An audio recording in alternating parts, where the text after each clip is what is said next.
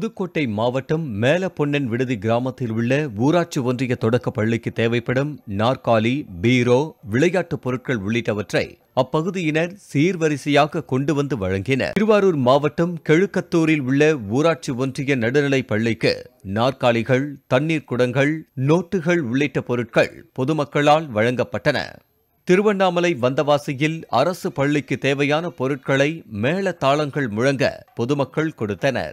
5 மற்றும் 8ஆம் வகுப்புகளுக்கு தங்கள் அனுமதியின்றி பொதுத் தேர்வு நடைபெறாது என்றும் மாணவர்கள் அஞ்ச வேண்டாம் என்றும் கேட்டுக்கொண்டார். பள்ளி கல்வித்துறையில் எடுக்கப்படுகிற எந்த நடவடிக்கையாக இருந்தாலும் புதிதாக மத்திய அரசு கொண்டு வருகிற அந்த திட்டத்தில் மாநில அரசு தான் முடிவு செய்ய வேண்டும் என்று அவர்கள் ஆணை பிறப்பித்திருக்கிறார்கள். மாநில அரசை பொறுத்தவரையிலும் முதலமைச்சர் அமைச்சரவை கூட்டத்திலே தான் எந்த முடிவுகளும் மேற்கொள்ளப்படுமே தவிர எந்த அச்சமும் இந்த ஆண்டு மாணவர்களுக்கு தேவையில்லை. 5, 8 பொதுத் தேர்வுகள் நடைபெறாது.